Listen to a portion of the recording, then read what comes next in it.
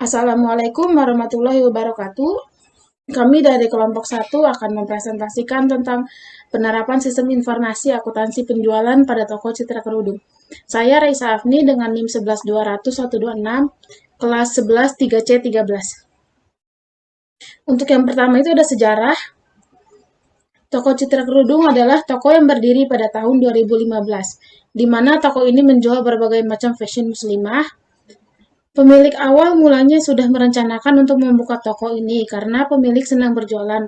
Toko ini berlokasi di Tamrin City, Blok H32, lantai 5, nomor 6 dan 7. Awalnya toko ini membuka khusus untuk pembeli offline saja. Namun pada tahun 2019, semenjak pandemi COVID-19, toko ini mulai memasarkan produknya via sosial media, sehingga toko ini banyak diketahui oleh masyarakat. Yang kedua itu ada struktur organisasi. Di sini struktur organisasinya ada 3. Yang pertama itu pemilik, yang kedua bagian pemasaran, yang ketiga bagian produksi. Untuk pemilik sendiri, pemilik merupakan orang terpenting di dalam suatu perusahaan. Perusahaan bisa berjalan dan berkembang karena pemilik yang menentukan semuanya. Di dalam toko ini, pemilik yang mengambil keputusan, baik itu persetujuan produksi barang, penentuan gaji karyawan, dan sebagainya. Di toko ini, pemilik biasanya akan selalu menerima laporan penjualan setiap harinya dari bagian pemasaran. Pencatatan laporan penjualan tidak dibukukan secara keseluruhan setiap bulannya. Jadi, pemilik hanya tahu penghasilan toko di hari itu. Untuk bagian pemasaran sendiri juga memiliki peran penting bagi keberhasilan suatu bisnis. Mereka yang akan memasarkan atau mempromosikan barang yang akan dijual. Pada toko ini, bagian pemasaran mengambil alih semua terkait penjualan, baik itu promosi, pencatatan laporan, menghitung stok, hingga pengiriman barang kepada ekspedisi dan lain sebagainya. Laporan yang sudah dibuat nantinya akan disetorkan kepada sang pemilik, sehingga akhirnya pemilik akan tahu penjualan di tokonya. Selanjutnya itu ada bagian produksi. Bagian ini akan menerima laporan dari bagian pemasaran. Jika barang habis, maka bagian produksi akan memproduksi barang yang habis tersebut sesuai permintaan dari bagian pemasaran tentunya. Dengan persetujuan pemilik, bagian ini sangat dibutuhkan karena menghasilkan barang pokok untuk dijual, sehingga menghasilkan laba atau keuntungan. Selanjutnya, yang ketiga ada prosedur bisnis akan dilanjutkan oleh Cindy Pertiwi. Perkenalkan, nama saya Cindy Pertiwi Syahaan dengan NIM 112000339 dari kelas 11 3C13. Di sini saya akan menjelaskan PowerPoint tentang sistem informasi akuntansi. Di sini bagian ketiga, prosedur bisnis.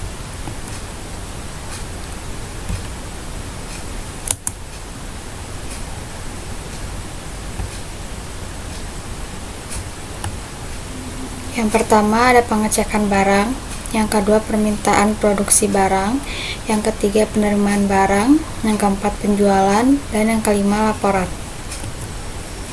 Yang pertama bagian pemasaran melakukan pengecekan barang setiap harinya. Jika barang yang ada di stok berkurang atau habis, maka bagian pemasaran akan membuat laporan ke bagian produksi, sehingga bagian produksi tersebut akan langsung memproduksi barang sesuai permintaan bagian pemasaran. Yang kedua, laporan yang telah diterima dari bagian pemasaran, bagian produksi akan langsung memproduksi barang sesuai permintaan dari bagian pemasaran, tentunya dengan persetujuan pemilik.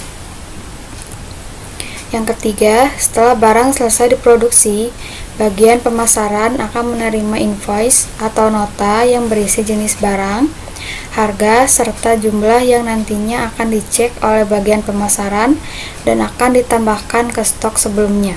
Yang keempat, pembeli datang ke toko dan memilih barang. Jika barang yang dibeli dalam jumlah sedikit, maka bagian membuatkan invoice, lalu mengirim tagihan, dan melakukan proses pembayaran. Setelah itu, mencatat di buku penjualan untuk selanjutnya nanti membuat laporan.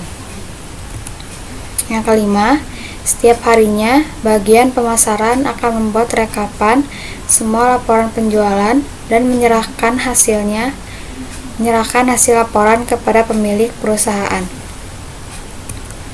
Yang keempat ada activity diagram.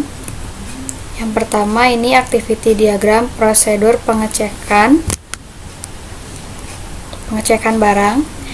Yang pertama di sini ada bagian pemasaran, yaitu tugasnya mengecek ketersediaan barang, kemudian membuat laporan permintaan barang. Kemudian bagian produksi akan menerima laporan permintaan barang. Di sini yang kedua activity diagram permintaan produksi barang. Bagian produksi menerima laporan permintaan barang, kemudian memproses atau membuat barang sesuai dengan permintaan. Kemudian bagian pemasaran akan menerima barang yang sudah diproduksi.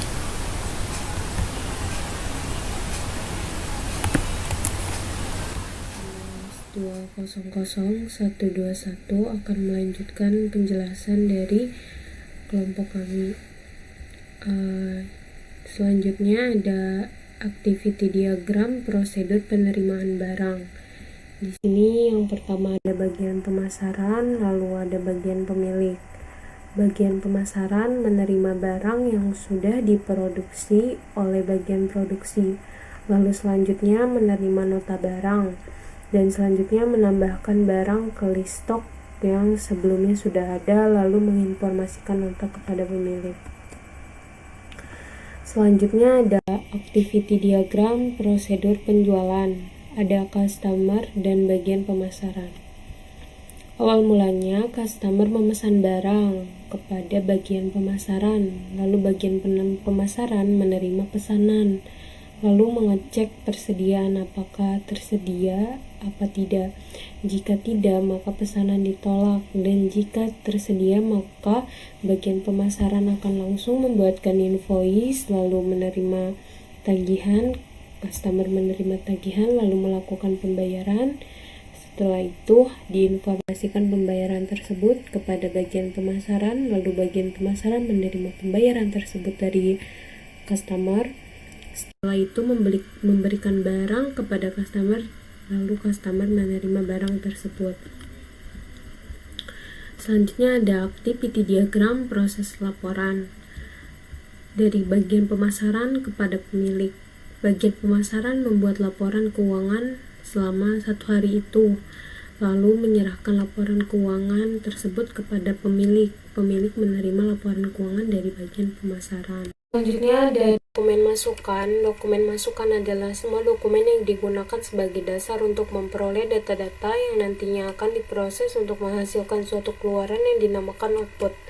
Spesifikasi bentuk dokumen masukan, nama dokumennya, nota pemesanan, fungsinya sebagai data pemesanan barang, sumbernya dari customer, tujuannya kepada bagian pemasaran. Lalu ada dokumen keluaran. Dokumen keluaran adalah segala bentuk dokumen yang akan Dokumen keluaran. Dokumen keluaran adalah segala bentuk dokumen yang akan mendukung kegiatan manajemen serta merupakan dokumen dari hasil catatan laporan. Spesifikasi bentuk dokumen keluaran, nama dokumennya nota penjualan. Fungsinya sebagai bukti pelunasan transaksi, sumbernya dari bagian pemasaran. Perkenalkan, nama saya Helmi Gusti Saputra dengan NIM 1120390. Saya akan melanjutkan tentang permasalahan. Berdasarkan hasil dari kegiatan riset di toko Citra Kerudung yang masih menggunakan sistem manual sehingga pekerjaan menjadi kurang efektif, dapat kami simpulkan bahwa toko ini masih menggunakan sistem manual sehingga perlu diubah sistemnya agar tidak terjadi kesalahan-kesalahan yang dapat menyebabkan terhambatnya kinerja di toko tersebut. Kesalahan sering terjadi dalam pengecekan stok. Terkadang stok yang ada dicatat dan di real beda sehingga sistemnya perlu diubah sehingga agar tidak terjadi kesalahan dalam pengecekan stok. Laporan tidak dicatat dan dibekukan dengan baik sehingga pemiliknya hanya menerima laporan penjualan pada hari itu saja dan tidak dilakukan pembekuan keseluruhan setiap akhir bulan sehingga pemilik akan kesulitan melihat tokonya dalam periode 1 bulan mengalami kerugian atau keuntungan. Dengan diubahnya sistem pada toko ini dapat dipastikan bahwa kinerja toko tersebut akan lebih efektif. 8. Pemecahan masalah. Berdasarkan hasil riset tersebut, permasalahan yang terjadi lebih fokus dan mendasar pada sistem yang diterapkan. Adapun alternatif pemecahan masalah yang penulis sarankan terhadap permasalahan pokok yang dihadapi toko Citra Kerudung adalah sebagai berikut.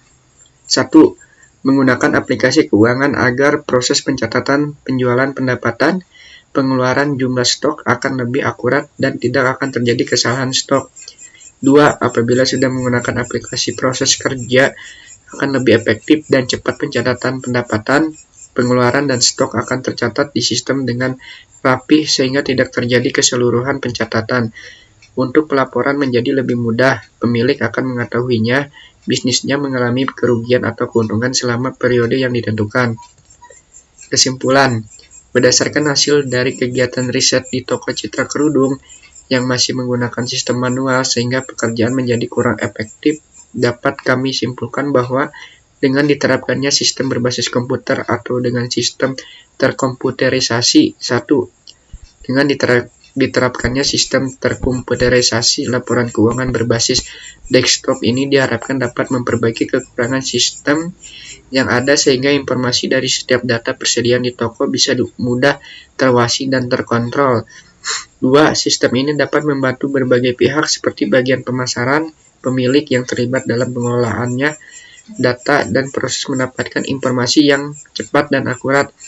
3. Dalam pengecekan stok sebelumnya memerlukan waktu lebih lama dan sering terjadi kesalahan stok. Akan tetapi, dengan diterapkannya sistem terkomputerisasi ini dapat meminimalisir kesalahan pada saat pengecekan stok.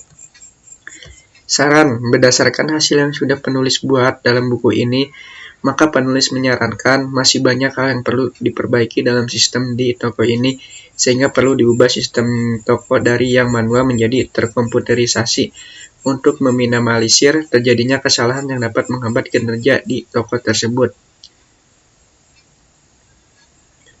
Sekian dari kelompok kami, dan terima kasih kepada Dr. Muhammad Wahyudi MMM.Com, MPD selaku Rektor Bina Sarana Informatika, Ibu Diah Puspitasari M.Com selaku Rektor Bina Sarana Informatika, Bapak Adi Supriyatna M.Com selaku Ketua Program Studi Sistem Informasi Akuntansi, dan yang terakhir Bapak Endang Wahyudi S.Com M.Com yang sudah meluangkan waktu, tenaga, dan pikirannya untuk membantu penulis dan menyelesaikan buku ini. Terima kasih. Wassalamualaikum warahmatullahi wabarakatuh.